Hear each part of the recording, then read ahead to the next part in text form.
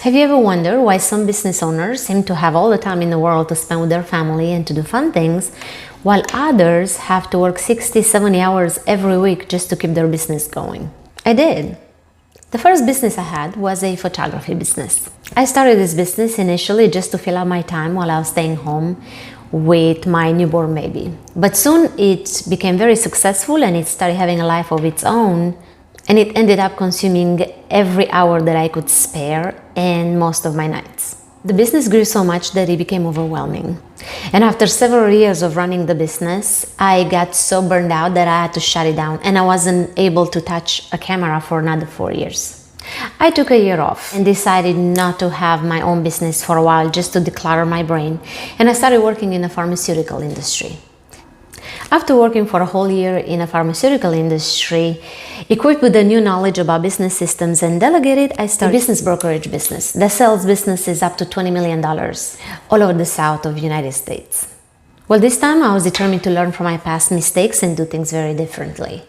I also started paying attention to the multi-million-dollar businesses that I was auditing and selling, and trying to figure out what makes the successful ones successful and the ones that struggle. And a light bulb came on. A shift in thinking that completely transformed the business that I have and the business of everybody else that I know that apply these principles. This shift is important to grasp if you want to grow your business past the six-figure mark, and also if you want to be able to run your business and grow your business without it taking over your life. Once you understand this one thing, it changes everything. So the shift that took place for me was understanding these two principles. 1, what gets measured gets improved. And 2, what gets measured and reported improves exponentially. And in the beginning, my work system was more of an emotional one. I kind of felt when I had a good day. I knew that I had a good day by the way I felt about it, by how much I felt that I produced. I knew that I wanted to make a lot of money, and I knew that I wanted to sell my businesses, but I didn't have a certain goal in mind and very clear level of revenue that I wanted to produce. So in other words, we would all show up to work, and everybody will get busy doing what they think that needs to get done to get things moving. And at the end of the day, we kind of felt satisfied when we felt that we got a lot done, but we couldn't put a finger on how much exactly we accomplished. This led to different interpretations in terms of performance expectations and who's doing what. So let me give you some concrete examples. Let's look at your business, for example. Do you have a sales team? Do you have a salesperson? And if you don't have the ability to sit down and talk to the salesperson, how do you know how much they've done that day, and how can you check to make sure that they've done their work? How do you measure it? What does a good quarter look for a salesperson in your organization?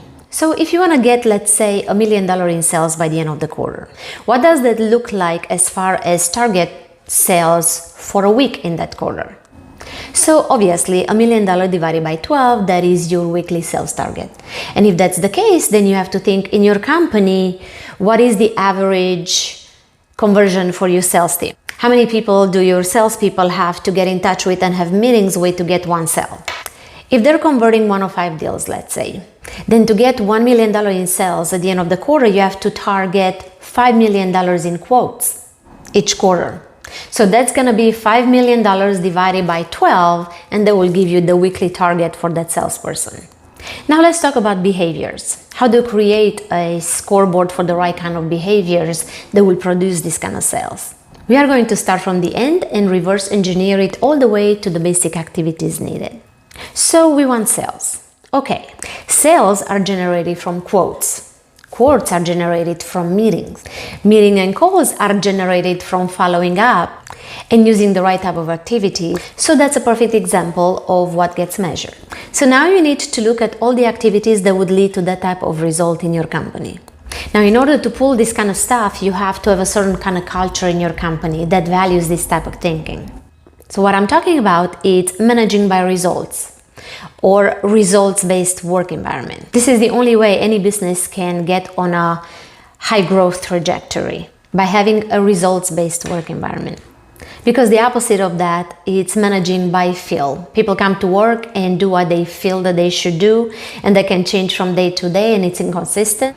And typically we're creatures of habit. And our default behavior, it's the lowest friction, doing the things that are the easiest to do, not necessarily the most important to do. Often the most important thing to do is definitely not the easiest or the most pleasant thing to do. So let's look at the spectrum of results-based work environment compared with the work environment where we value our employees by how busy they are during the day. Which one do you think is going to produce more results? Which one do you think is going to perform better? If you're not results focused, you are essentially leaving things up to fate. And no business owner really wants intentionally to leave the outcome of their work and their business up to fate and randomness. This is also why only 10% of all new businesses survive past the 5-year mark. Because when you start out with only you as a business owner working in a business, you don't have a team. So you do what needs to be done and you follow up because it is your business and you are highly motivated. But when you start managing other people, their motivation is very different from yours. So what you need is to have a system in place that creates these desired behaviors that you have kind of naturally. The systems in place should operate as an extension of you. You also have to have measurements in place. And when I say measurements, it's way more than just how much did you sell last week. You need targets. You need realistic targets. So come up with some joint targets that are realistic and you actually track them week after week. And you reward and acknowledge your employees based on results, not based on busyness.